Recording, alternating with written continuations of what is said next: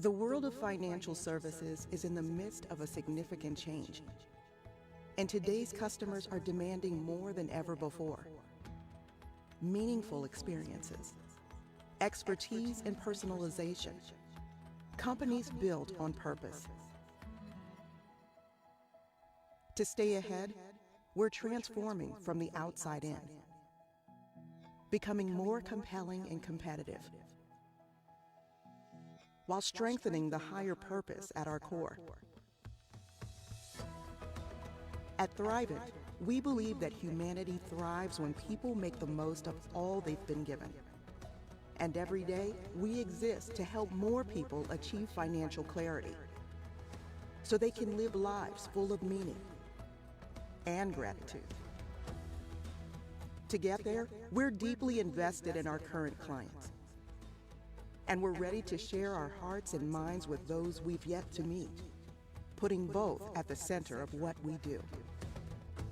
To become a leader in today's competitive landscape, we're creating products and services that meet more people's needs in more ways. Experiences that are personalized, guidance that's expert, relationships built on trust and transparency. Because when money is a tool and not a goal, people are able to make financial choices guided by their unique values. Action creates impact, generosity is amplified, and humanity thrives.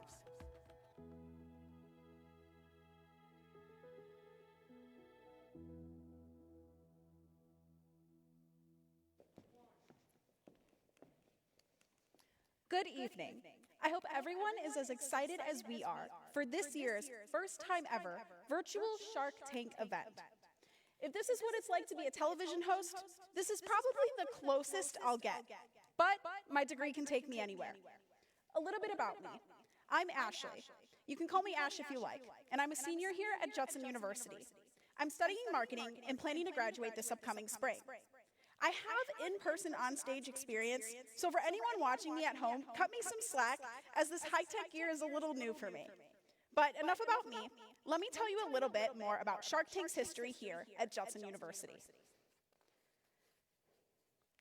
This is our 7th Shark Tank event on campus at Judson. Due to 2020 and some CDC guidelines, we had to pivot our process for listening to student pitches at the annual Idea Expo. We created a YouTube channel for each student to showcase their video idea to the Judson community.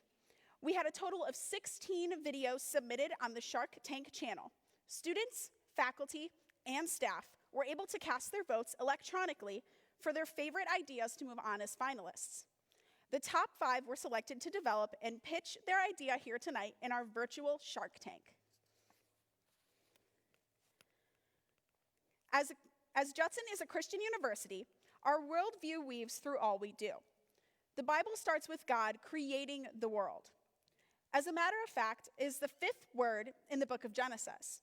The Bible ends with Revelation, in which God promises he will create all things new one day. It is through the creation of new ideas that relationships can occur. And it is through relationships, both with him and others, that God can speak into our lives. Relationships were formed creating this event. Relationships fostered between professors, students, and mentors as they finessed their pitches. Potential relationships with networking can happen here tonight for our contestants. Please join me in prayer for the wisdom to see as God sees. For just a moment, the wonder of creativity that can occur when we take risks. Dear God, thank you for creating us in your image. Thank you for giving us the ability to be creative, innovative, and relational. Please place your healing hand on those affected with COVID and the families that are touched by this pandemic here in our community, as well as all over the world. You have kept our Judson campus safe and healthy throughout this semester. We thank you for that, and we lift up the students, faculty, and staff to you for health during the remainder of the school year. We give thanks for the student entrepreneurs here tonight and ask for your peace to fall upon them and calm their nerves during their presentations. We ask this in Jesus' name. Amen. At this point, I would like to invite Dr. Jean Kroom, president of Judson University, to the stage.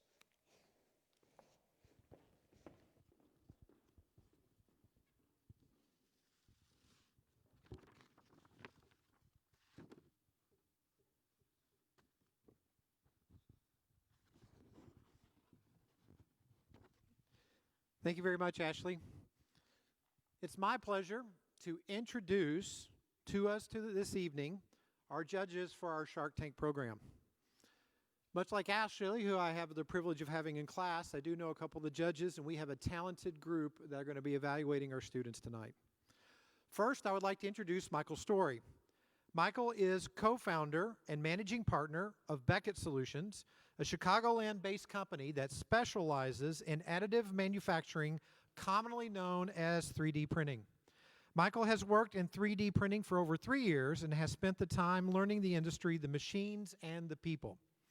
An expert in the world of additive manufacturing, Michael clearly has a passion for technology.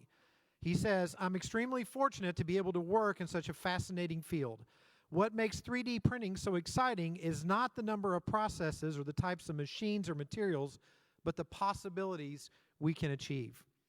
Michael and fellow co-founder Matthew Prey started Beckett Solutions in 2013 to increase the number of 3D printers available to businesses and consumers, and to expand 3D printing services and partners in the United States. Michael is on the board of directors for Food for Greater Elgin, and currently serves as the vice chairperson of the board. His degrees include an AA and AS from Elgin Community College, BA from Roosevelt University, and an MBA from Webster University. He is considered an expert in the world of additive manufacturing and has a passion for innovation. Please welcome Michael Story.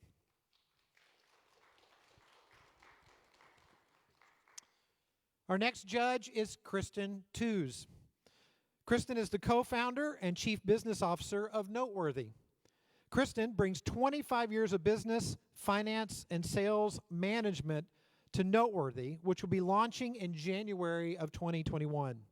With their partners, Norm Weiner, WXRT, and Rob Tovar. Sorry about that, Rob.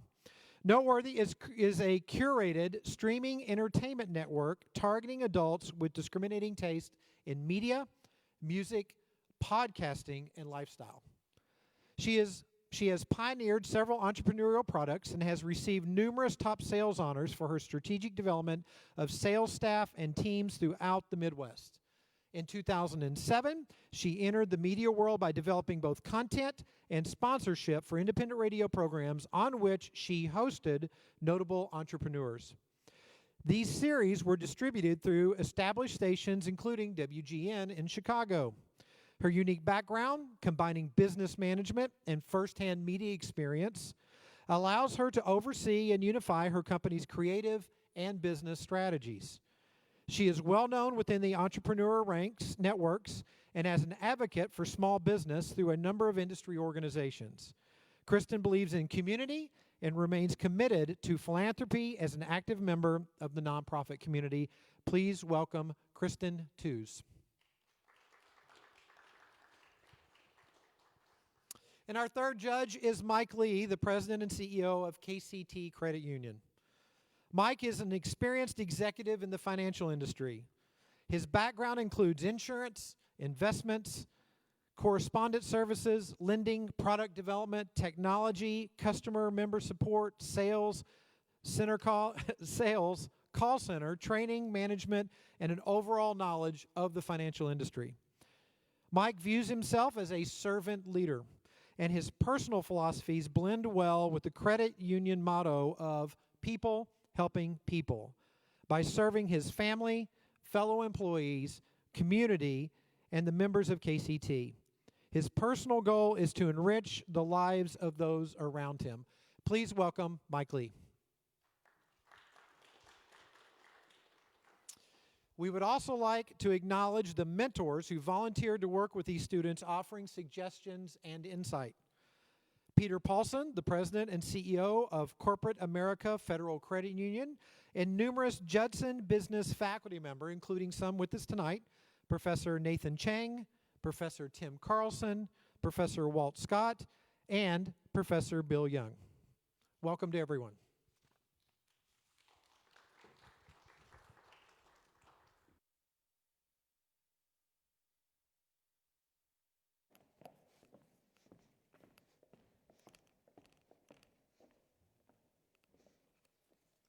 So, what happens next? Well, there will be 4 total prizes awarded. 3 place prizes. First will win $1,000. Second will win $500, and third will win $250. That's a lot of money for a college student, am I right? There will also be a fan favorite or audience choice prize awarded as well. Your participation is requested. The online audience will determine that winner, so be sure to cast your vote.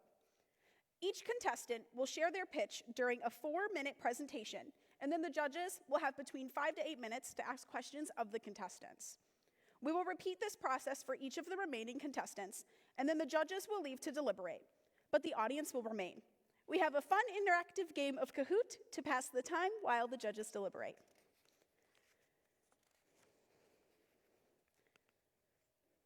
Our first contestant enjoys going to different coffee shops. Oh, we would totally get along, by the way. Coffee for the win. She also enjoys singing, and I encourage her to audition for American Idol once Shark Tank is over. She is from our wonderful city Judson resides in, Elgin, and will be graduating in the upcoming spring semester. However, she wants to pursue her master's following graduation. Let's open up the floor for Nayeli Cineros and her idea, Smart Pantry app.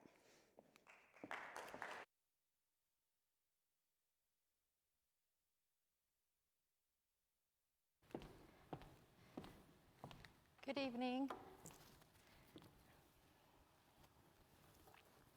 My name is Nayeli Cisneros, and last week I went to the grocery store after class. I got to the store and I decided I want to make some pasta tonight, but I didn't know if I had pasta at home. So I didn't want to risk it. I went for the pasta, drove home, and when I got home and checked my pantry, I saw that I didn't, of course, just have 1 box of pasta. I had 2. So I ended up with too much pasta. Does this sound familiar? This isn't the first time it happens to me. It happens quite often, but I think that can be the last time that it happens. So I introduce to you Smart Pantry, a friendly app that lets you know exactly everything that you have in your pantry right on your phone. The way that it's created is you start with an email address, creating a password, and once you have a member login, you also name your pantry.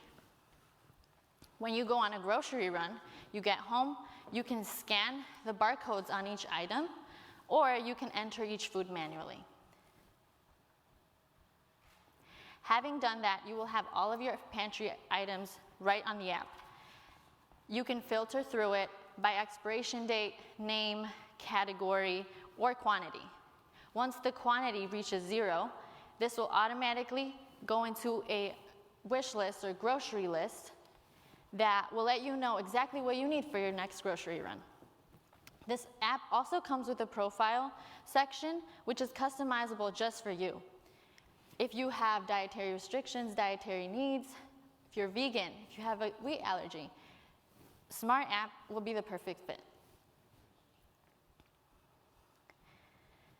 This app will be a hybrid for both iOS and Android.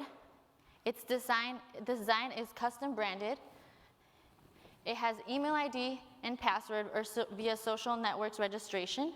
The administration features are also user and content management and notification control. We have social, location, and e-commerce services included. Database management will be through a cloud. Having essential security and a subscription billing plan. All of this will be budgeted, including exclusive features for a $22,000 cost. The exclusive features that I just mentioned will benefit the users. Some of those features are search filters, offline access, multilingual support, as well as push notifications so that when you do run out, you've been notified that you have none of that in your pantry. But features that will benefit myself and improve the app are crash reports, usage analytics, and then ratings and reviews. The app is free of charge, but you have an option to upgrade to Smart Pantry Pro, which is a $5.99 annual subscription. This upgrade comes with Pro Scanner, which is a database of 335 million items, which includes unique items as well as international items that you may find at your stores. It also includes unlimited inventories, so that you're not just limited to your pantry. What if you want to do your fridge? What if you want to do a different cupboard? Smart Pantry Pro will allow you to do that. You can also expand inventory space from Smart Pantry, 500 items, to Smart Pantry Pro, 5,000 items. And all of this can be accessed on all devices. So there's not just you in your house. You share it with other people. You share that login with other people. And then everyone's on the same page. We all know how much pasta we have at home. The possibilities are endless with Smart Pantry. It's cost effective. It really comes down to 50 cents a month. It will save you so much time and money, as well as being eco-friendly. You won't have to toss out expired food from your pantry, and it'll eliminate waste. The future of Smart Pantry is a bright one, and as we work to look with grocery stores and smart kitchen appliances, or even a scanner for your pantry that just does the automatic scanning in and out. Ultimately, something that we would like to operate through is voice command. So you take your phone and you say, "Hey Siri, how many boxes of fettuccine do I have in my pantry?" You have 1 box of fettuccine in your pantry. Thank you.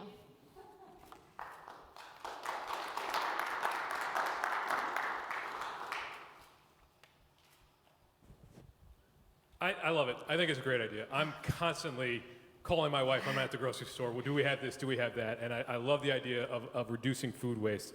I want to know, though, how are you going to build out this inventory of grocery items? You mentioned with the free version, you've got 500. With the Pro, you can get up to 5,000. Where do those inventory items come from? Is that something you're going to be building, your team's going to be building, or is that user-generated?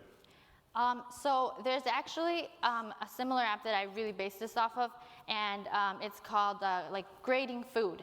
And it has like a basics of like general brands that most people go for. And then it goes into more unique brands and then unique items that are not as common. But that would be user-generated. I have a question when you're talking about the food, and especially with the grocers. Do you have any kind of coupon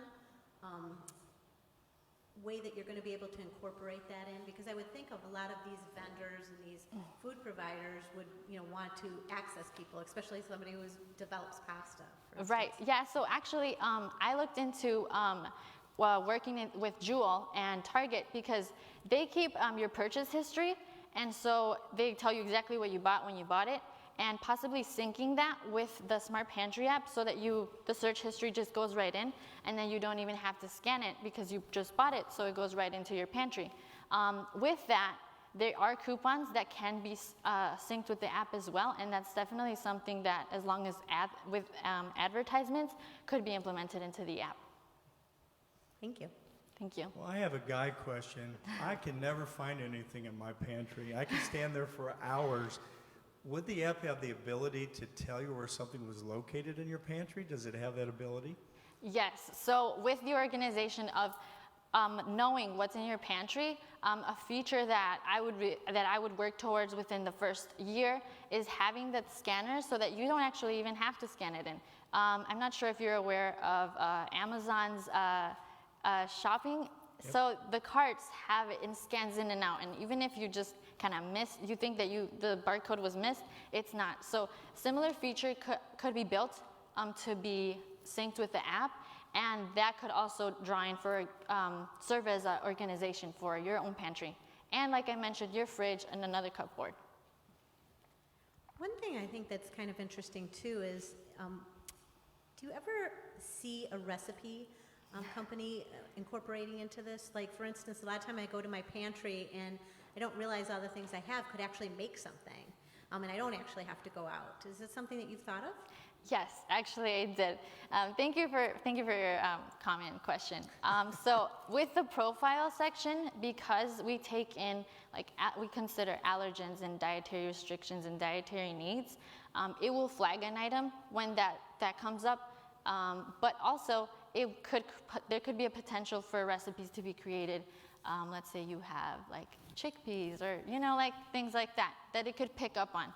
Certainly a lot of room for improvement there. Along those same lines, how difficult would it be to integrate your app's features with, say, the iOS health app or third-party apps such as Atkins or Weight Watchers, so that people who are tracking what they eat can then know what to buy? I think it's definitely a possibility. As our technology grows and expands, I would not be surprised that it's something that could fall within our hands as we expand on this app. Have you done any research on competition? Anybody else with this concept that you'd have to compete against? Yes, there are 2 apps that I found to be closest similar to this. However, I feel like our app is superior in the way that it could really grow and potential for smart fridges and smart kitchen appliances to be used with that. Those seem to be kind of like more limited, and I would like for this to expand and grow into other areas. And with that being said, at $5.95, you're going to have to sell a lot of these.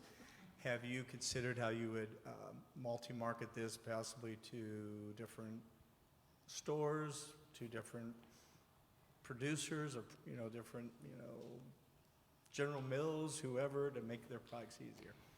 Yeah, so with the advertising that I would hope to have for like the free version, just you download the app and then you have advertisements, revenue from there.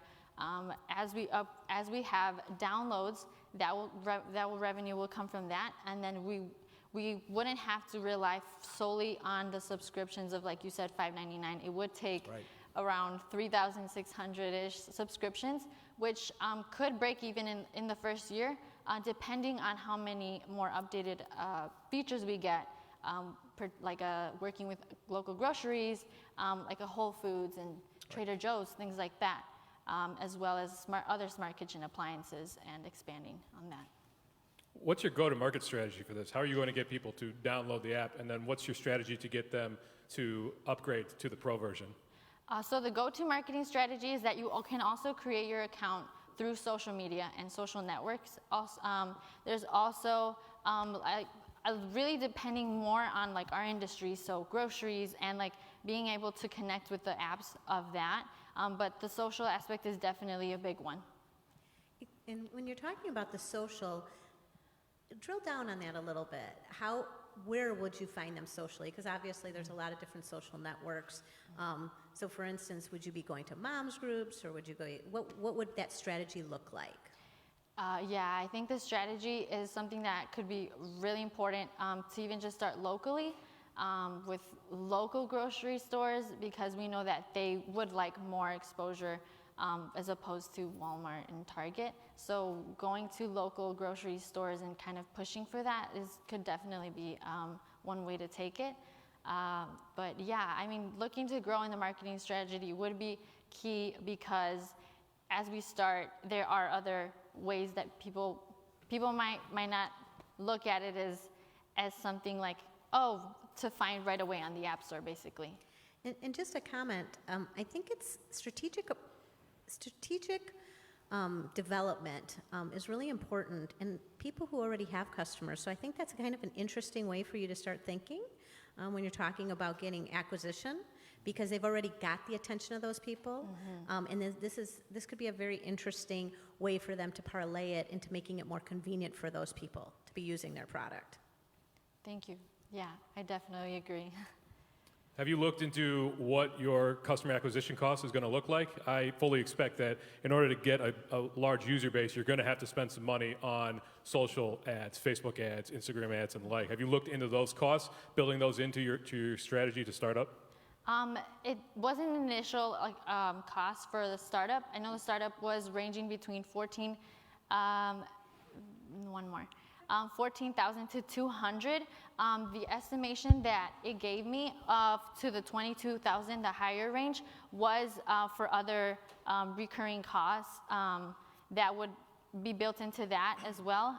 Definitely, though, it would be something that would be recurring to try to build up for the marketing, so something that I could definitely look into more. Have you given any thought about demographics, how you'd roll this out? Is it to Gen Xers, millennials, or to old guys like me that can't find anything in their pantry? I think I would buy it just because I didn't have to tell my wife anymore I can't find something. When I first came up with this, I kind of told my dad first, and then he said, that's a really good idea. And he said, because kind of a similar thing, because he doesn't know, he rarely looks at the pantry, and when he goes to the store, he's not sure, and my mom constantly tells him that he's buying too much of things. So I think it has a wide range there. I think I'm prohibited to go to the grocery store. He's not yet. So he's watching this probably, and he might say something later. But I think it has a wide range of audience. Thank you so much. Very impressive. Very Thank you. impressive. Great job. And Mike, I can't go to the grocery store. There's too many choices. I need something like this to narrow it down for me. Exactly. Thank you so much. Our next contestant likes tennis. You and me should totally play a match, by the way. He also enjoys watching Netflix and listening to music. He's from France and wants to ultimately be an area manager for a sports brand. His pitch, however, is quite the opposite of sports, but easily sticks together. Let me introduce our next contestant, Dimitri Ingracia, and his pitch, Magnetic Mood Wallpaper.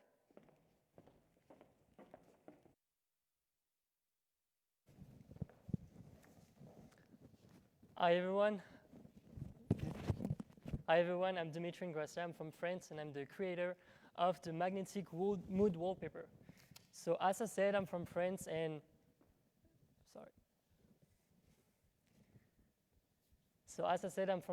every time I go home for like Christmas break or summer break, when I go back to my bedroom, all the time, one part of my wallpaper came off the wall, and I'm like, in the future, if I have to create a business, that would be a wallpaper business. How can I fix this? And I was like, secondly, like people usually get pretty bored of their wallpaper, especially kids, because they grew up, they want to change decoration pretty often. And that's why I was like, I should create a wallpaper called Magnetic Mood Wallpaper, because the mood is going to decide, okay, should I change my wallpaper? Should I keep it? Should I change it and put it back? Because as I said, it's a magnetic wallpaper, so it's like pretty much like when you put a magnet on the fridge. You can put it, you can remove it and put it back, and work exactly the same way for my magnetic wallpaper. So the first step is obviously to have a wall.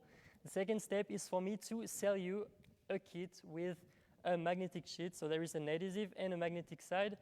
And the third step is to put a magnetic wallpaper that is included in this kit. So my mission statement is to being able to create a really quickly and personalized and lively wall decoration, whether in your office, in your kitchen, in your bedroom, or in your living room without damaging your walls. So I have 3 different target markets. So the first target is the Generation Y. So people from the age of 25 to 40 years old. They are young parents. They have young kids, and as I said before, kids are growing up. They change decoration pretty often. The second target market is Generation X, so people from the age of 40 to 55 years old who are looking for innovation and product of quality. And the third target market is professional customers, such as hairdressing salons or bars or any stores who like if people want to decorate their stores. So about the pricing structure, there is 2 different options. The first option is to buy a kit with a magnetic adhesive sheet, so that's the base, plus 1 magnetic wallpaper, and that would cost about $50 per 10 square feet. And the second option is to buy only the magnetic wallpaper when you already have the base, and that costs $30 per 10 square feet. So let's take the example of this wall. It's a 114.75 square feet wall. So the price to pay, including the magnetic adhesive sheet and the magnetic wallpaper, would be about $575. And the price to pay if you just need a magnetic wallpaper would be about $345. So this is the magnetic adhesive sheet, so that's the base. So there is a magnetic side, of course, and an adhesive side, and a protective sheet that you have to remove when you apply this on your wall. So how to apply this on the wall? So it's very easy. The first step is to remove a 2-inch strip from the top of the protective sheet on the adhesive side. The second step is to put the top of the adhesive on the wall and gradually remove the protective sheet to the bottom. And the third step is to fix the entire surface of the wallpaper. Apply pressure with your hand to make the wallpaper adhere well to your wall and chase air bubbles, and completely remove the protective sheet. So these are different examples of wallpaper. So there is design for girls, there is design for boys, kids in general. There is design for adults. There is seasons design, so Christmas design, Halloween design. So for example, if it's Christmas time, we are close to Christmas, if you want to have a Christmas wallpaper for, like, let's say 2 months, you can put that on your wall, you can remove it, and you can keep it and put it back for the next year, for the next Christmas. So let's talk about the financial goals.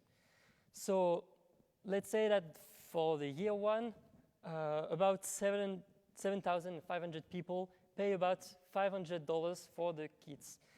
And 5,000 people pay about $300 for the wallpaper only, because they already have the magnetic base. That would give us a revenue of $5.25 million. If we multiply this revenue by 2 every year, that would give us a total revenue of $84 million after 5 years. Of course, that's only estimation. That's it. Thank you very much.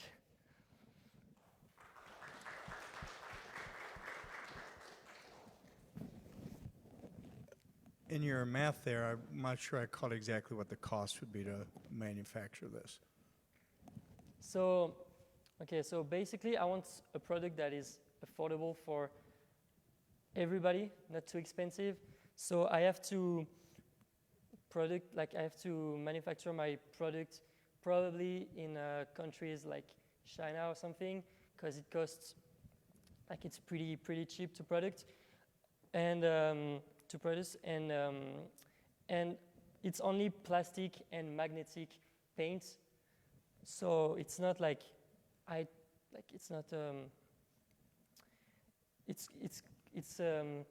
a wallpaper that is not going to cost like a lot of money. So that's why I want to make this product very affordable, and that's why I think if, like, people, when they are it's not a product that everybody can buy, of course. I would say that people have to make revenue of like at least $40,000 a year to be able to buy wallpaper, because like if they want to change it, they will have to pay again to buy another wallpaper. If they want to buy a Christmas wallpaper, they will have to pay again. So that's why I cannot, if I want to make a low price, like a pretty low price product, I have to manufacture that in like countries like China or like that. Actually, and I have a question on that. I work with a lot of artists, and it's kind of twofold. Do you ever see this being customized as far as people being able to upload their own? So for instance, if they had a child who did some artwork, because that would be something I would think that they'd want to keep. So if they made that investment, that would be, you know, the people that maybe were on the fence that it might be a little bit expensive, they're basically investing in their child's artwork. And part two to that is, even well-known artists sometimes will lend their hand, and that's a revenue source for them. And I just was wondering if you were ever going that direction with it. Not really. That's a very good idea. To be honest, I didn't think about it. That is absolutely a good idea. Maybe in the future, if I have the chance to create this product, I will think about it. But that was not really in my my project. But I really like the idea. Okay, and just a quick thing on that. Do limited editions. Do Because what? artwork, a lot of times you'll have a run of, say, 200, and you'd have one of 200, and then it would be something that would be, artwork escalates in value. So it's just a thought. I just was wondering if you were ever Yeah. thinking of going that direction. Thank you. Appreciate that. To me, this seems like a great opportunity for licensing this. Have you looked into what it would take to get into the large corporations in order to license their brands, the Disneys, in extension, the Marvels, sports teams, so on and so forth? Like, I think you could do really well in that area. What would it take for you to get into those companies in order to put their logos on your Magnetic Mood wallpaper? So first, it costs money. I think to get the label, to be able to put like a Spider-Man design on my wallpaper, it would cost money for me. So probably the first years I would not do that because I would not have enough money to do it. I would make pretty simple basic designs as I shown you on one of the last slide. But as I said, after 5 years, of course, it's only estimation. So that's the revenue. Of course, it's not the net profits, that's only revenues, but more and more after the years, the money is gonna get bigger. So hopefully, I would be able to pay for a label like that, to pay for having the opportunity to create wallpaper with Marvel designs or stuff like that. Yeah, that's great. Help me, let's step back to the beginning. How difficult is this to install, number one? And number two, how permanent or semi-permanent are these? Can you take this down and put one up in a matter of 15 minutes? Or does it take some time? And are you going to do any damage to any of the properties that you're putting this up? No, so as I said, it's basically like when you put a magnet on your fridge. It works exactly the same way. So of course, it's way bigger. So maybe it's going to be a little bit harder to put on the wall. That's why you can cut the magnetic base. You can cut it, and it's going to be easier to put on the wall. Forgive me, I'm not quite understanding. What keeps the magnetic base adhered to the wall? Oh, so there is an adhesive base that is made with to be honest, I don't know yet. It's a little bit technical for me. It's not glue, of course, because it's not good for the walls. Because when if I have to change house and I have to remove this, the wall is gonna there is gonna be some damages. So, of course, I have to think about what product I can use to make the base adhere on the wall and without damaging the wall. Thank you. Where were you 10 years ago? I have walls in my house I've painted 10 times in a row. And I think when you think about your equation here, you should think about ease of use because it is kind of expensive. You know, you can buy a pretty high-end can of paint for $50 and paint a whole room. But if people put their time into that and put that calculation into that, it's a lot more expensive. So if you could validate that I can do a wall in 10 minutes, That's right. that is a great sales pitch. And you're right, moods change, people's tastes change. I love the idea of starting with the artwork, though, because you could literally have a wall in your house that you change a different picture for every season. It's Yes. a great way to start. And then as people get used to the concept, maybe you could get them to a full wall or a full room. But I don't think you're going to get them to spend the money to do a whole room up front. So I think you need a teaser piece to show them the ease of use and the ability to display something, child's art, or if you could work with different copies or struggling artist or whoever, it'd be a great idea. Yeah, and I think especially when you're talking about struggling artists, because they want exposure. Yes. So this would be a great way. It's Or like if you a could win-win. license with sports teams and the ability to change for each season. So Yeah. if you're a Bears fan, you could take it down by week 4. There you go. Blackhawks. Thank you very much. Great job, Dimitri. Thank you.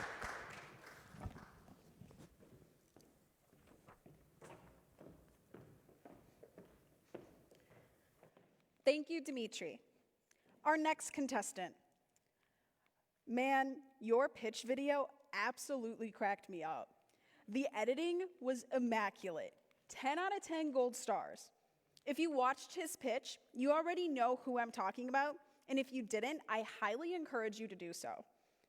When I reached out to him for this exact bio, I asked him how he became a finalist, and his exact words were, "Through God and the people who saw my idea, liked it, and chose to vote for me to move to the final round," with a praying emoji afterwards. He has a twin brother, is from Tanzania, loves to try new things, and has a heart that loves to explore new surroundings. Let me introduce to you PG, praise God, and his idea, God's Hair Designs.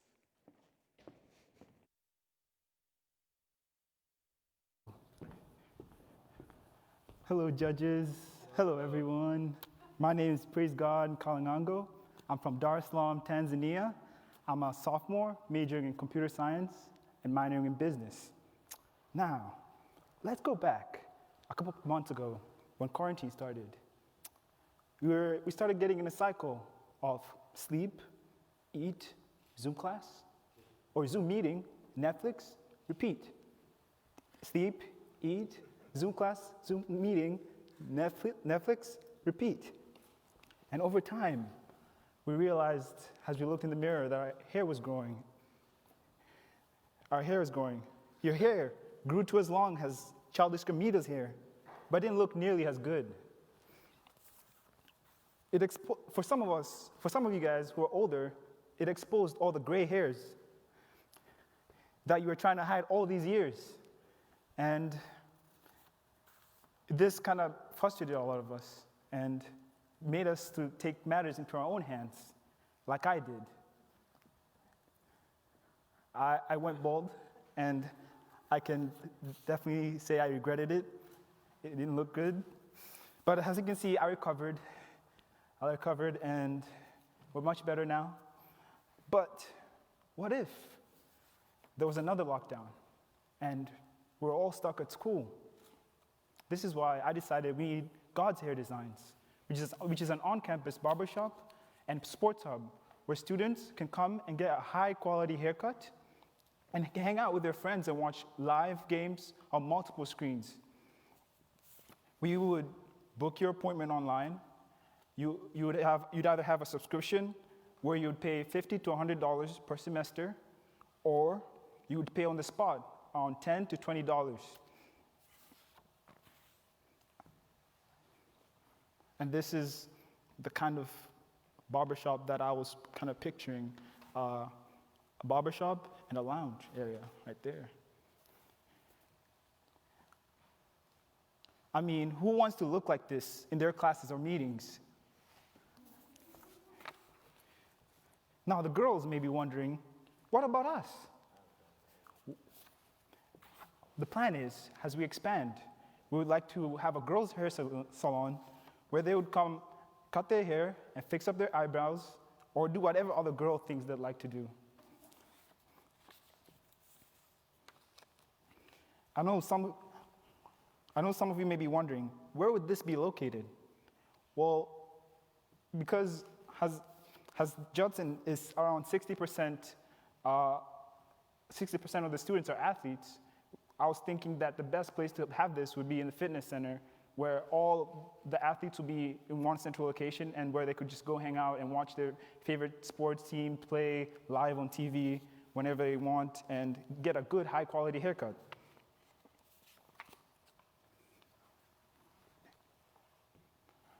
To start up this business, you would need a barber chair, a barber station, a barber hair clippers, and all the hair cutting products, which would be around $2,000 to $2,500.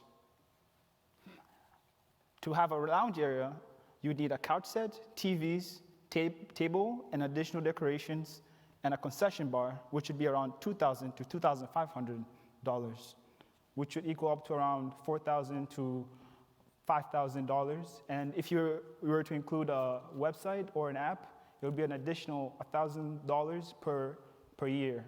So that's how much it would cost. And did you know that a good high quality haircut increases your self-esteem and can also help you get better grades over time in your education and in your career? So please, invest in God's Hair Designs so we can maintain a safe Judson bubble and look great at the same time. Thank you.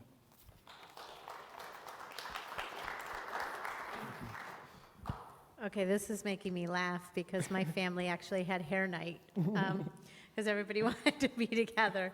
I think this is a really interesting idea. I'm kind of curious when you talk about the social aspect of it, and when you talk about the lounge area. Yeah. How do you see the revenue being split? Obviously, you'd have the service, but I would think that the lounge area would actually have a high capacity for revenue. Yeah.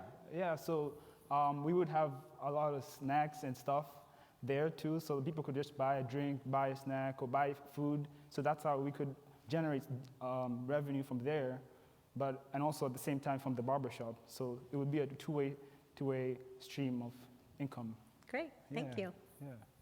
I really like the idea of a subscription model. Yeah. I think a lot of industries are headed in that direction. Yeah. How do you see this growing? Is this a one location thing, or is this going to be multiple college campuses? Is it exclusive to college, or do you expect to grow this into like a nationwide barbershop chain? Yeah, we would start over here. We'd start small, but if it expands and if it grows, and as other colleges hear about it, and if they want one as well, we would be happy to expand it there as well. So if it does expand to a nationwide, that would be even better. Like we would be willing to go in that direction for sure. Yeah. So where would you find the people that cut your hair? Because based on that picture, I don't think I want you cutting my hair. So I've been going to this barbershop and I've been talking to them, and they said they do like services where they cut hair off campus, off their barbershop, if you want them to come to your house, they're willing to come to your house. So like we could make deals with them, like student deals, where they would come in and cut your hair and do the service as you need, and we would give them a certain amount of money, like to pay them for their service, and they would come in maybe every weekend or every other week, depending on the amount of people who have signed up to get the haircut for that week. Yeah. So it would be a professional barber, not me, not me or any other unprofessional person. My follow-up question would be with that, though, if you're targeting, I think, Christian universities, how do you kind of back that up? I mean, you just can't go find maybe any barber to come in here, so. Yeah. There are many barbers all over. Maybe, wait, could you say what your question was? My thought is that if you probably have a screening process if you're going to bring barbers in here that fit the philosophy of Judson. Yeah, definitely. We would interview them. Maybe if they don't fit in, we'd try to look for more other barbers who would fit into the criteria. And if they don't, then we wouldn't let them. But if they do, then we would let them come in, because we don't want them to like influence the students in a negative way at all. So we would screen them with an interview, and also we would screen them with like COVID and stuff, maybe every other week, to make sure that they're safe and they're not bringing any infections on campus. Yeah. One question that I have is, as far as, it's a very different business, but in some ways it's similar.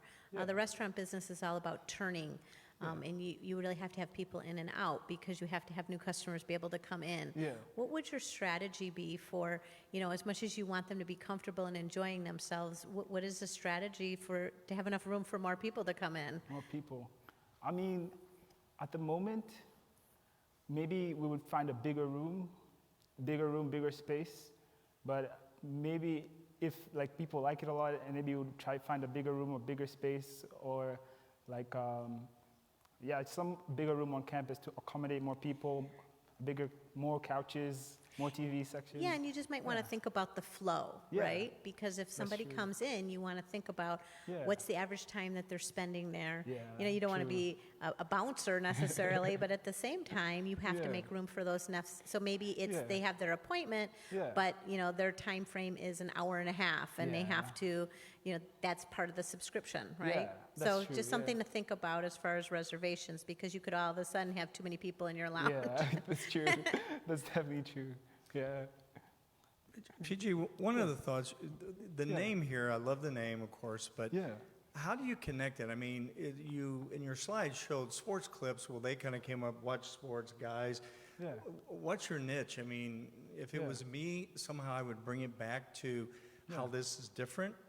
Maybe you have a God challenge question of the day, and everybody comes in, you talk about that. Yeah. Are we pre-trib or post-trib? What do you think? I mean, Yeah. something that makes it unique Yeah. that it would attract Christians. Yeah. Yeah. And I don't think I heard that, but I think it's something you need to think about. I mean, I know you did mention about maybe selling things, or if you were selling Yeah. Christian bracelets or Yeah. necklaces, or somehow to link it to make this unique Yeah. to itself. Yeah, definitely. Yeah, I would definitely be open to that idea for sure. Yeah.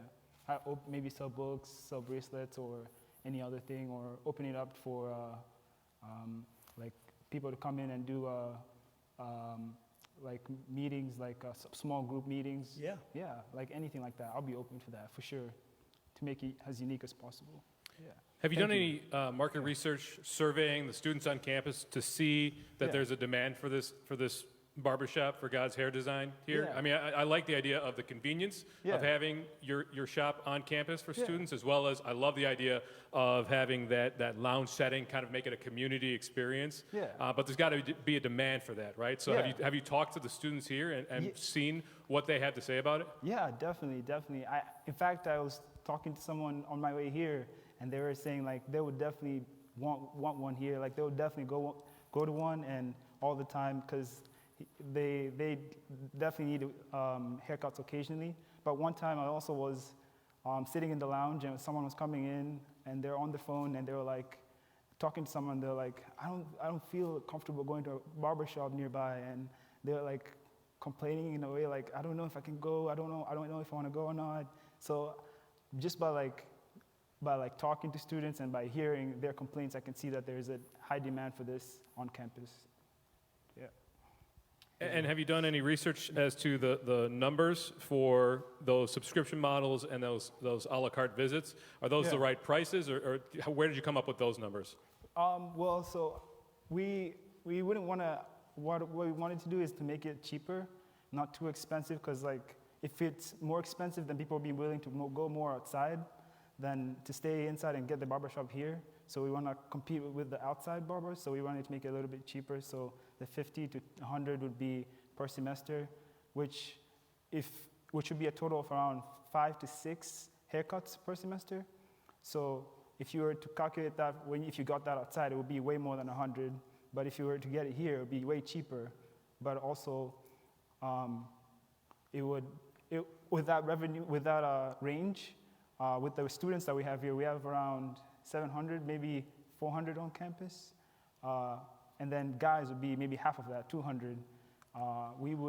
If we did 100 times the 200, would have around 20,000 per year, which would be a good amount of revenue to start with, maybe even to pay for all the expenses, to pay the barber throughout the semester, throughout the year. So like, I felt like that was a good number to compete with outside barbershop companies.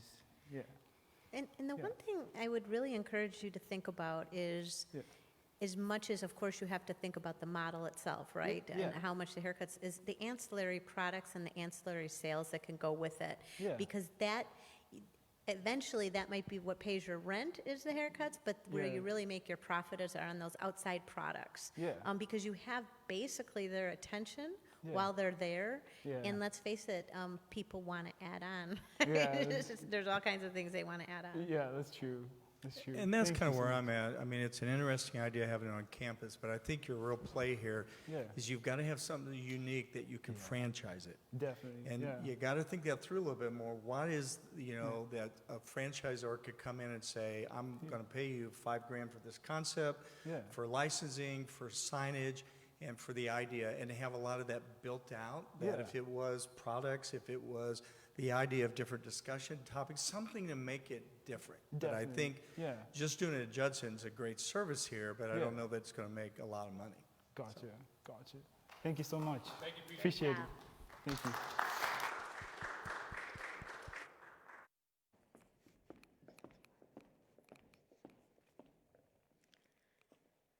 Thank you so much, PG. Praise God. Our next contestant loves reality TV and has even seen every episode of Real Housewives. That is quite impressive, I gotta say. She's from Villa Park, Illinois, and dreams to work in a nonprofit business and ultimately start her own business as well. And my goodness, do I love the entrepreneurial spirit in the room tonight. Let's give it up for Eliana Sarver and her pitch, Design Space.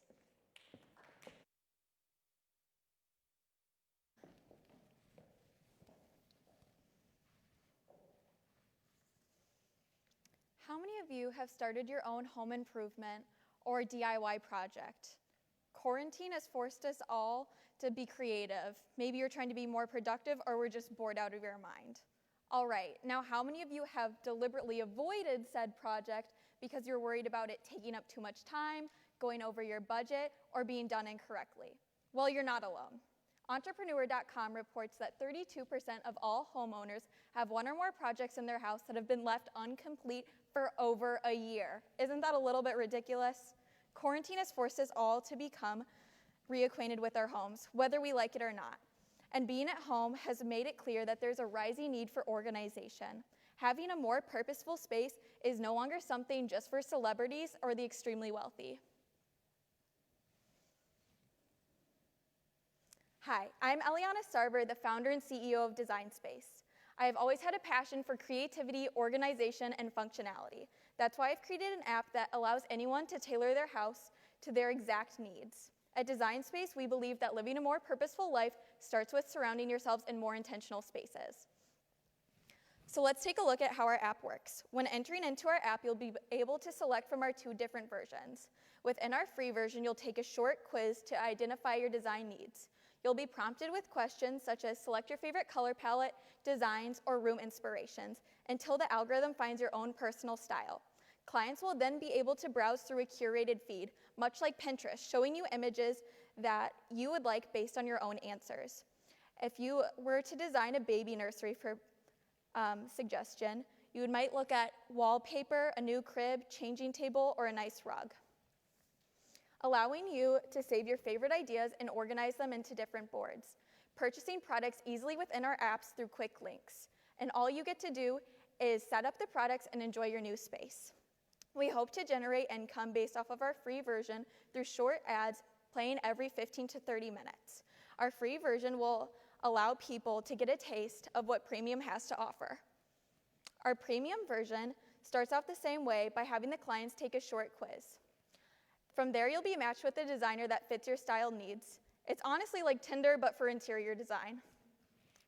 One benefit of our premium version is allowing you to connect with local contractors and handymen, as well as work alongside your Design Space professional to create your dream space. At Design Space, you're only being charged for the time that the designer spends with you planning and designing your room. Using the app, you'll be able to enter in your own room dimensions, scanning in pictures and videos, saving you both time and money. From there, professionals will curate a shopping list for you, easily linked within our app. Finally, they'll give you a detailed instruction on how to bring your desired space into fruition. All you have left to do is install your products and enjoy. Design Space has 3 main competitors. Traditional interior design firms are not easily accessible, especially to individuals living in rural areas. They come along with expensive designer fees and minimum budgets. Our indirect competition, DIY projects and furniture store employees, also come along with their downfalls. Without a distinct budget, it's easily to allocate costs incorrectly as well as go over budget. With a lack of structure and timeliness Jobs often go undone, as I related to before. Furniture store employees fall short in customization. As you can see, based off this graph, furniture store employee suggestions and online DIY resources have a low quality and a low price. Interior design firms have a high price and a high quality, but Design Space offers a better solution, giving you the highest quality with the lowest price. We are able to do this based on our revenue model. As you can see, based off of our competition's revenue model, we are the obvious choice. We are able to give the same product for less than half the cost in designer fees while completing our projects in a fraction of the time. We also pride ourselves on being able to give our designers a livable wage of $30 an hour when our competition does not. Our target market will be cliented to 80% women, ages 25 to 65, making over $100,000 annually, living in the United States. AnythingResearch.com reports that the interior design industry is currently worth over $121 billion as of 2020 and is only expected to grow from there. Within this market, Interior Design Space fills a niche for individuals who are already interested in interior design but desire a more affordable, accessible, and customized platform. Our marketing strategy for our current clients will be email subscription-based, giving them discounts, updates, and high-quality service. We will create partnerships with local and widespread online-based furniture stores, such as Wayfair and Overstock.com. We will self-promote through leveraging our own social media platforms, as well as pay for paid promotion within apps such as Instagram, LinkedIn, and Facebook.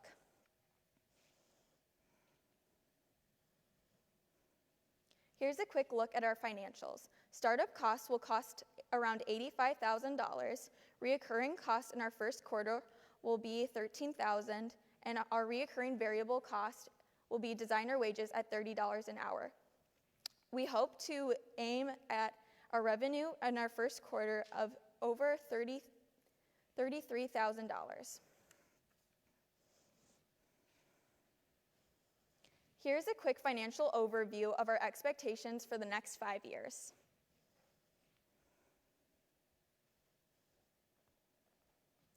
In summary, we require $85,000 to start up. We estimate a gross revenue of $2.4 million and a net profit of $1.4 million after 5 years, with an astounding 5.7 million interactions with our clients on our app, based on our ads.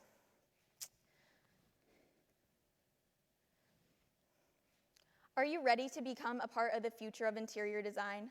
At Design Space, we will revolutionize the field of interior design by making it more affordable, accessible, and without sacrificing any of the customization like our competitors. Sharks, today I wanted to ask you for a proposal of 20% ownership within my business in exchange for $100,000. $100,000 will allow me to cover the startup costs as well as our first quarter's expenses, allowing my dreams for the future interior design to turn into a reality. Thank you.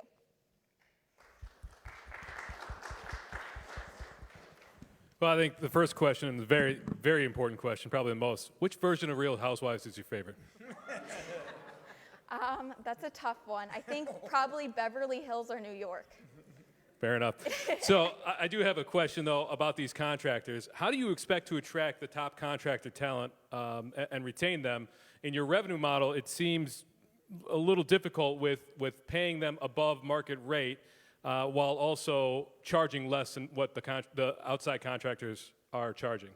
Yeah, so we aim to pay our interior designers $30 an hour, and we're able to do this because we don't have a firm facility, so we're not paying costs to uphold a physical facility, and we assume that we'll be able to attract designers to come work for our firm because we offer them better wages, flexible time working with customers, as well as being a part of the innovation of interior design.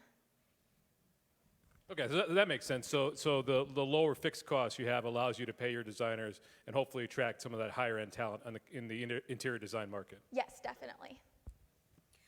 I have a question. Your target market is people that frankly have been procrastinators, it sounds like, in Yes. getting their design done. And when you talk about the contractors, what about the physical contractors? I understand the design contractors, but what about the people who are actually installing? Do you see yourself participating in that, or are the people on their own to basically take this roadmap and move ahead? Yeah, so that's a great question. So with our free version, you're kind of left to your own devices. You can gain inspiration based on the feed that we give you as well as purchase items on your own. But with our premium version, we not only give you a designer that you get to meet with, but also refer you to local contractors for more intense projects as well as handymen. So you can hire them out within our app, but we aren't directly affiliated with them. So if you needed that extra push, like let's say wallpaper is too difficult to put up, for instance, you can hire out a contractor within our app to do that process for you, and you can do the rest of the designing for yourself. So then you'd have some kind of strategy to make sure that you have good contractors and a rating system, I would assume? Yes, definitely. Okay.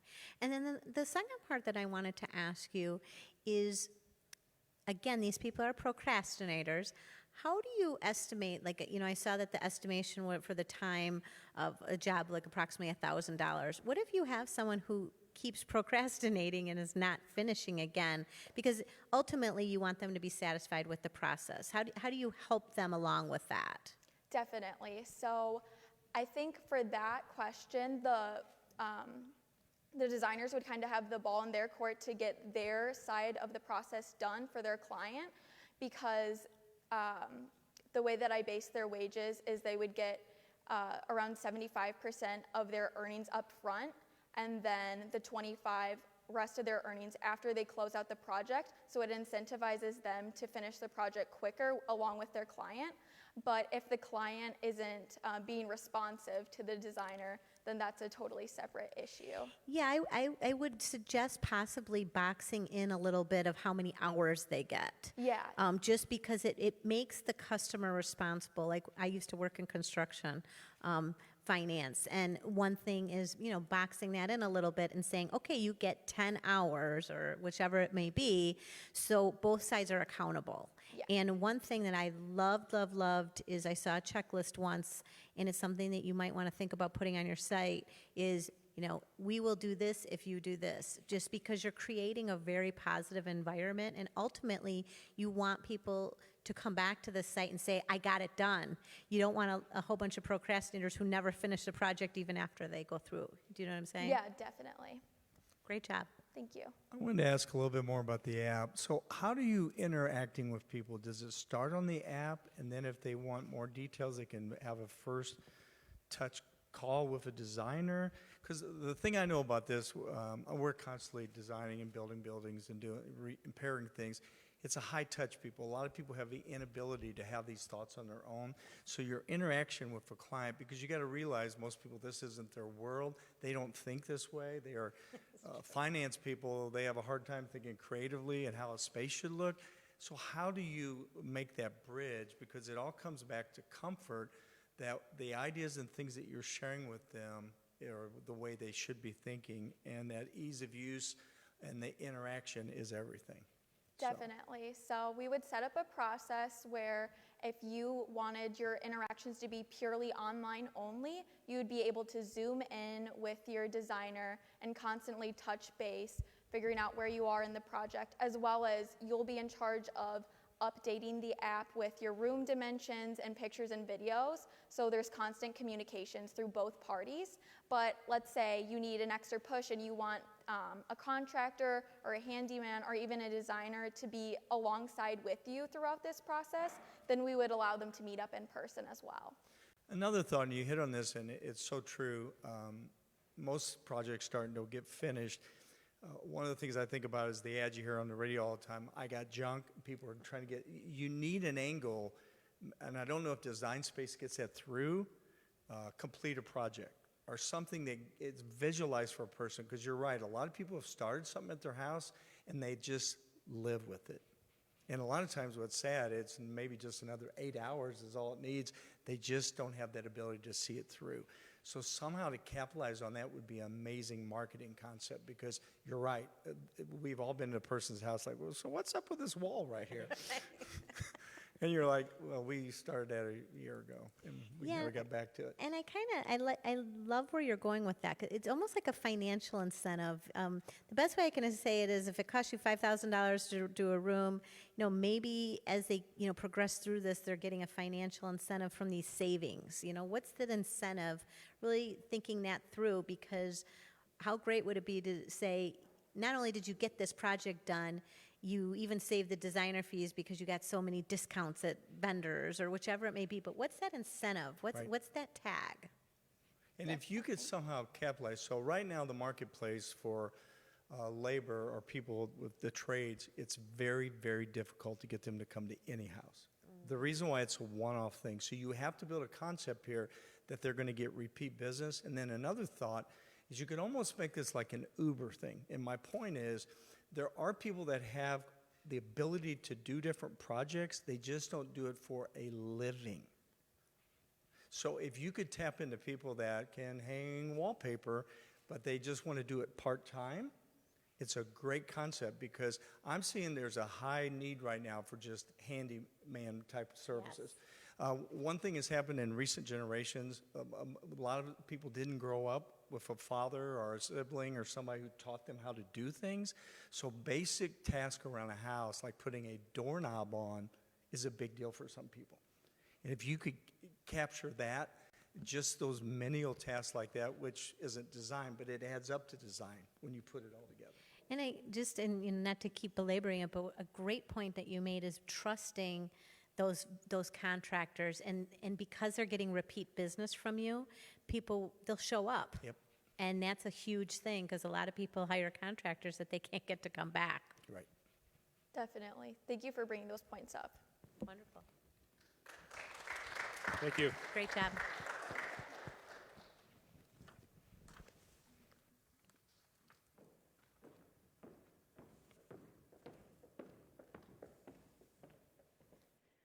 Thank you so much, Eliana. Our final contestant loves to bake, spends her time outdoors, and she's a singer. I could definitely use some bake recipes, girls, so if you decide to bake anything, you know where to find me.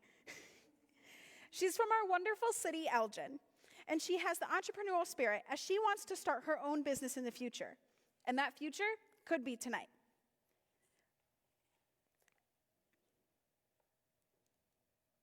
Let me introduce you to Natalia Schubel and her idea, Rescue.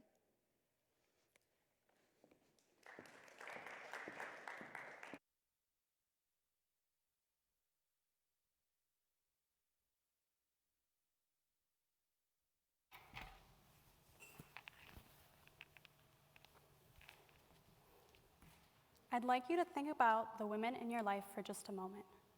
Your moms, sisters, friends, cousins. According to the National Research Center on Domestic Violence, intimate partner homicides make up approximately 10% of all U.S. murders. That is 1 in every 10 individuals murdered by a partner. And 86% of these victims are women. These rates have only spiked as a result of the pandemic and shelter-in-place order, with a 25% increase in the amount of domestic violence-related calls and reports made since last December. An order of protection is quite literally just a piece of paper, and this piece of paper is the only thing standing in an abuser's way.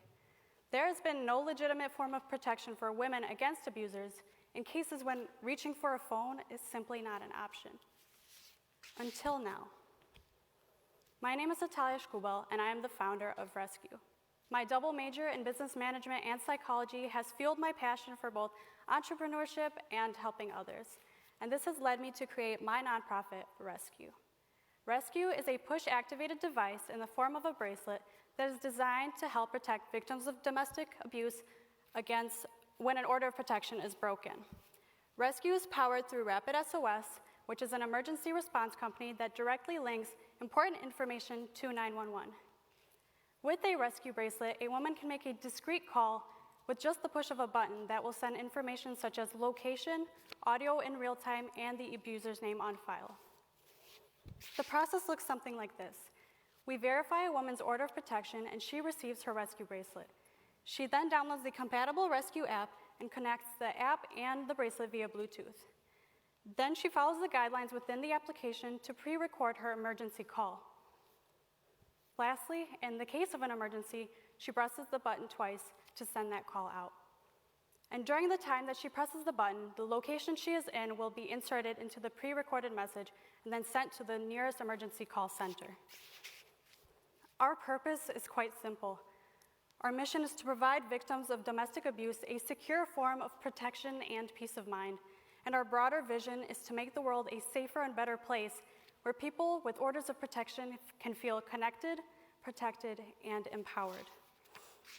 While our end users are women with orders of protection, our target market is nonprofits such as Places for Victims of Domestic Violence, as well as women's shelters. And we currently have 3 collaborations with Mutual Ground, Community Crisis Center, and the YWCA. And through these collaborations, we will be raising awareness for rescue and distributing our bracelets from within their facilities. Startup costs include app development, website construction, and data implementation, which would be $53,000. We plan to break even with the use of local, state, and federally funded grants, in addition to reaching out to the donors through the already established connections we have with these nonprofits. A reoccurring cost would be maintenance, which is $1,000 quarterly, and then we have reoccurring variable costs of marketing, accounting, and volunteer training, which will progressively increase as we expand rescue across county lines. We quantify our customers or end users by the amount of orders of protection issued within a given year in the targeted location. So for example, in year 1, we will distribute 200 bracelets in Elgin alone, and by year 5, we will distribute 9,600 bracelets across 3 counties. As a nonprofit, any surpluses from our business will be reinvested back into the company for technological advancements, research efforts, and the materials that the bracelets we produce. Rescue plans to start in Elgin and then extend out to the remainder of Kane County by year 3. In year 4, Rescue will integrate into DuPage County and also add additional team members that year to aid with that expansion. By the end of year 5, Rescue will be found in Kane County, DuPage County, and Cook counties. And unlike a for-profit, we measure effectiveness over profitability. So this includes gathering information from our end users through surveys such as bracelet functionality, app effectiveness, how those two work together with the Bluetooth. And lastly, we will conduct our own long-term research on the intimate partner homicide rates within the locations that Rescue is working in. Each day, 4 women die because of domestic violence, and thousands just barely survive. There are women in our community right now, or even watching this live stream, that can't start a new life after domestic violence because they're afraid. They're afraid of being followed, stalked, or even killed by an abusive ex-partner that is roaming free. But that doesn't have to be their reality with Rescue. Your investment in Rescue today is an investment in a device that will save lives for years to come. Thank you.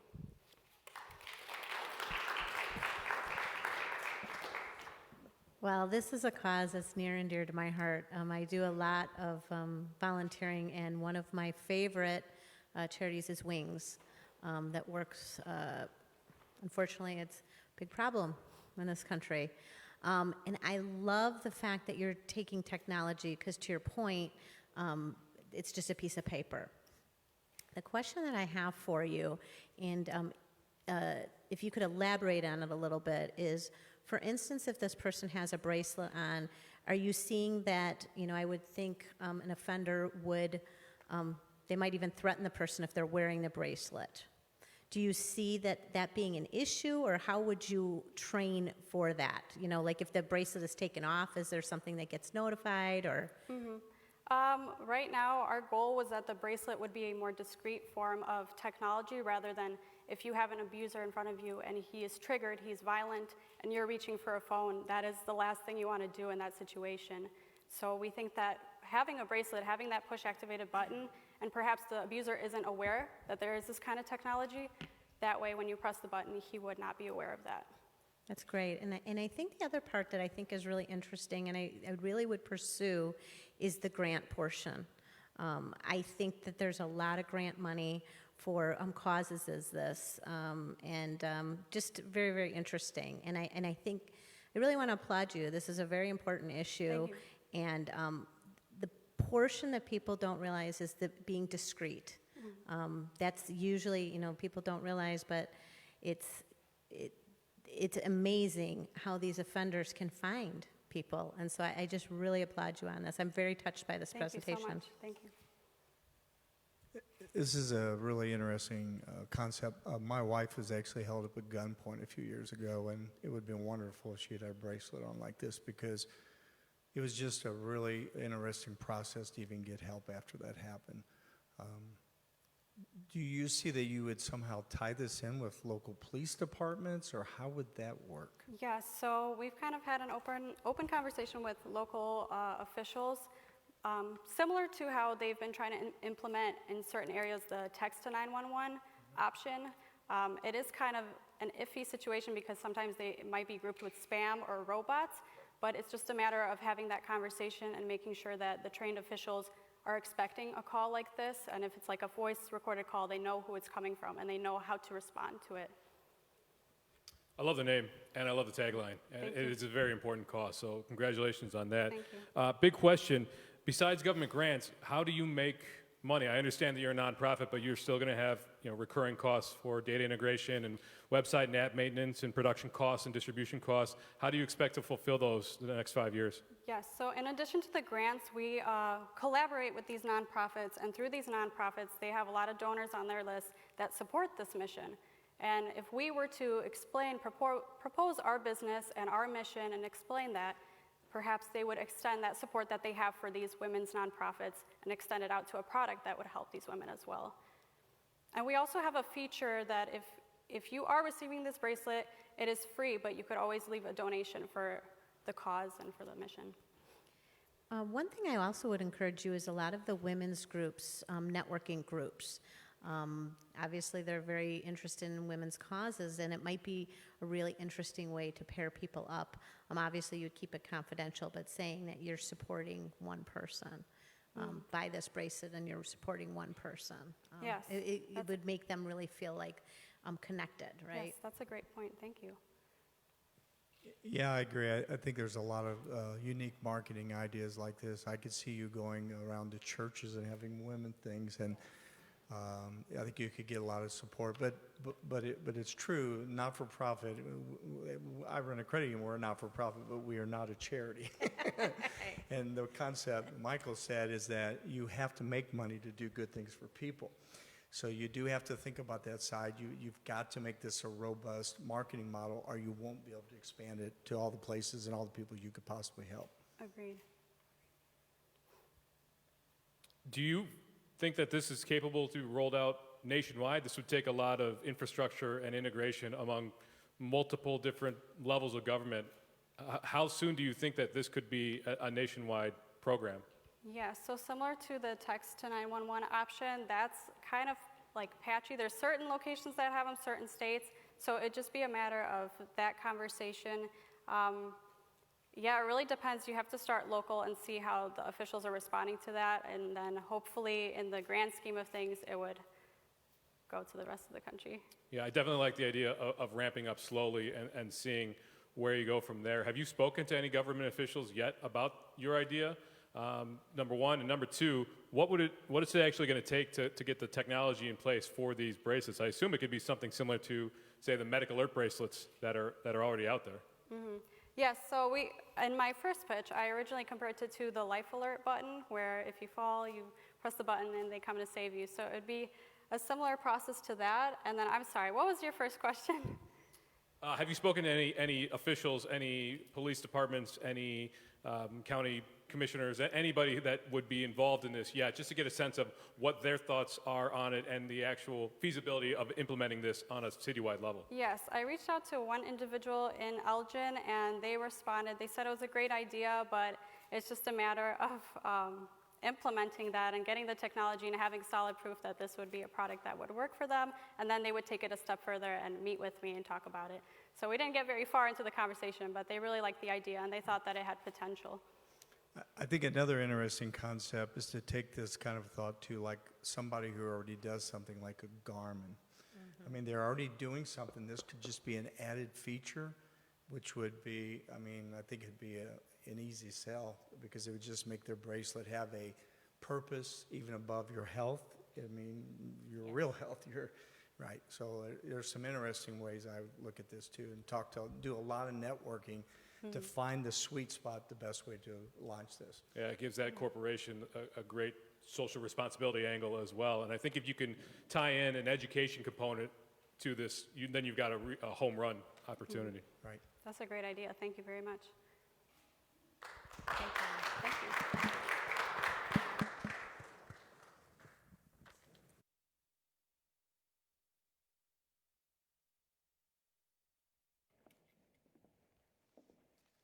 Thank you so much, Natalia. And thank you to all the contestants. It is now time for the judges to decide on who the final winners will be for this year's Shark Tank event. Judges, if you'd like to step off to the right, and Professor Schmidt will take you guys to deliberate.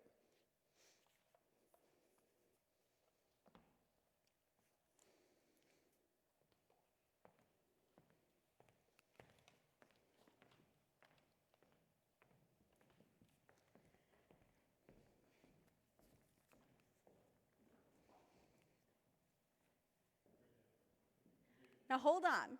Here's where you all at home come in. It's now time for everyone on the other side of the screen to vote for your favorite. Please follow the directions on screen and type the link on screen. The voting will close in about 10 minutes. I also would like to note we have a student here by the name of Ann Zaus, and she will also post the link on the chat through the Facebook Live feed. So if you guys are able to click on the comment section, you should see her comment with the direct link there. And if the direct link doesn't work, you can also copy and paste it into your web browser.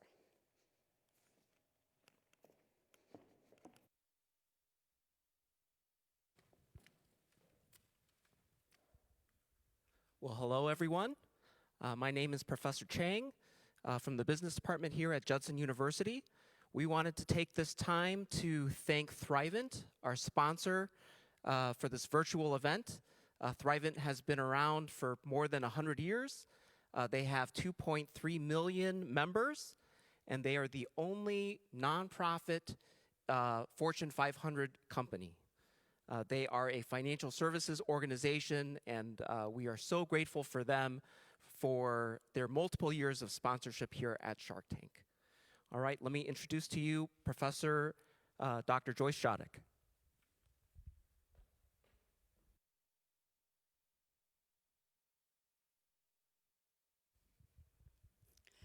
Good evening, everyone, and thank you all so very much. I want to thank Ashley for the great job she's been doing tonight as our MC. I want to thank all the finalists. You were fantastic. I know the judges have their work cut out for them. So thank you for sharing your entrepreneurial spirit with us tonight. Tonight would not have been possible without the work of many talented people. And I really want to say thank you to Professor Julie Schmidt, Professor Tim Carlson, and the entire class that did the event planning.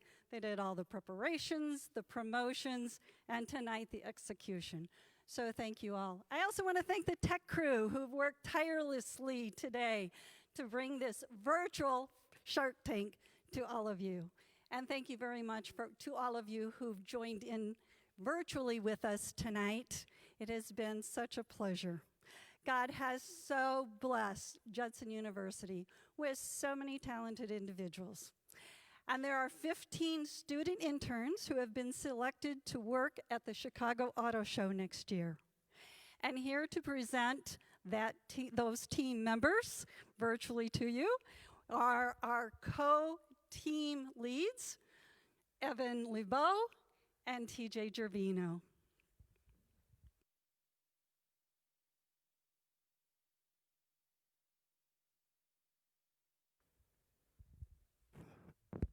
Hello, everyone.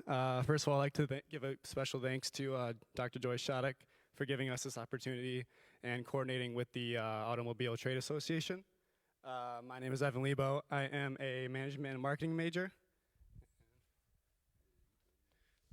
And then my name is TJ Gervino. I'm a marketing and management major. All right. So first off, we have Maria Alarcorn Martinez. She is an ESS major and marketing minor.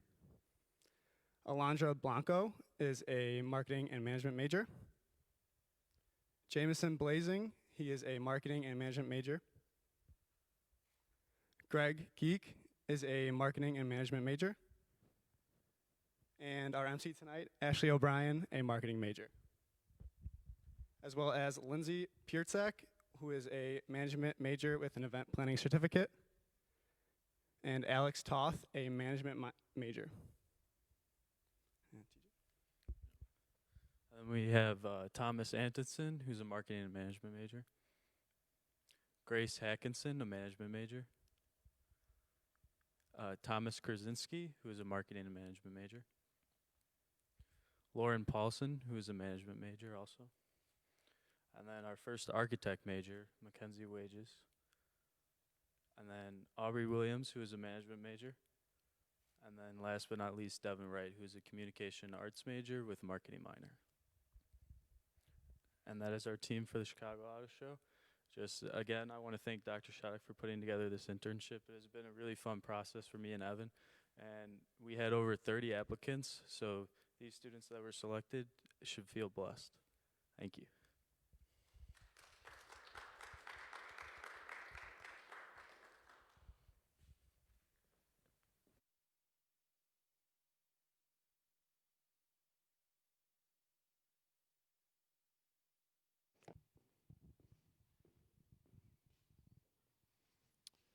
Well, good evening, everyone, once again.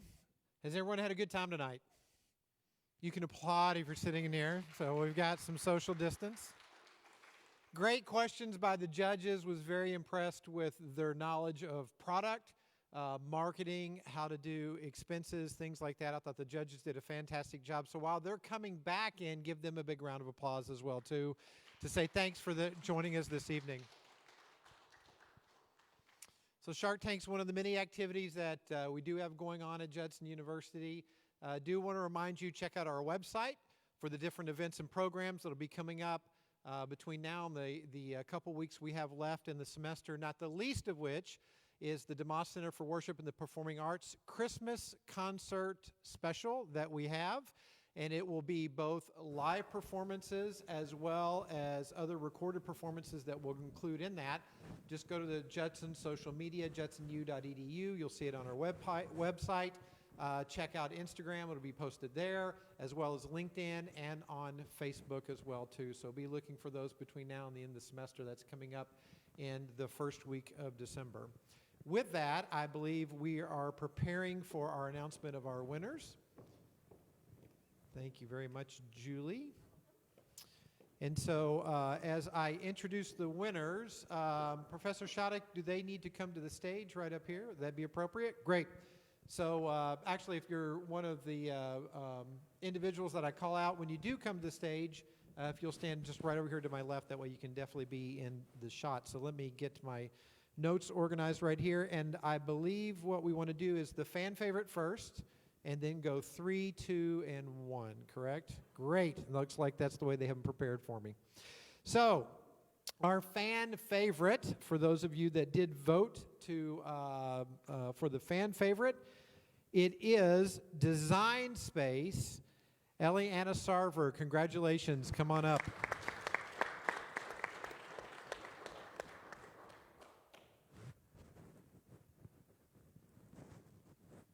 Congratulations. And now, our third place recipient, in the good news, she's already here on stage, Design Space. Eliana, congratulations. Good job. Well done.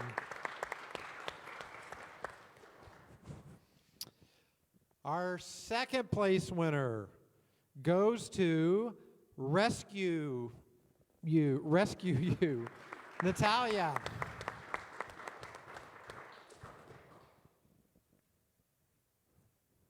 rescue. Thank you. I said that great. Congratulations. Well done.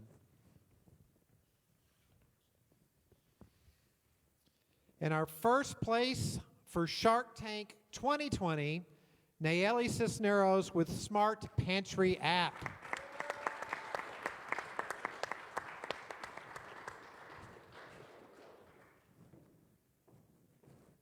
Congratulations. Well done. And at this time, do I turn it back over to Ashley? Is that correct? To close out our program. Well done, all three of you. Thank you very much to the other participants. Great job. We appreciate it very much.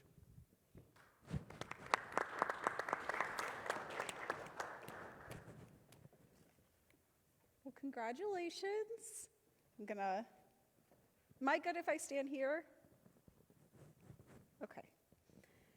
Congratulations to you three, and congratulations to all the other contestants as well. In closing, we at Judson University want to thank all of you for your support, not only for tonight, but throughout the entire semester for our wonderful finalists and our Judson Awesome Entrepreneurs. I can't imagine how different preparing for tonight's event was for the contestants, judges, sponsor, faculty, and you, the viewers at home, or in your dorms, in comparison to past Shark Tank events to help make this event possible and fun. My favorite quote of all time is super simple, and most might even know it too.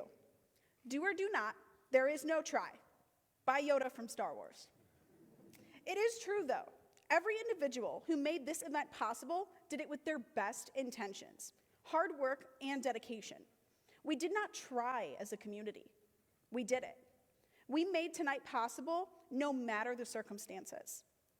On that note, I guess my television on-stage fame is coming to a close, but I thank all of you for giving me the opportunity to share such an exciting evening with all of you. Until next time, Eagles, to everyone, have a wonderful evening and a good night. Congratulations.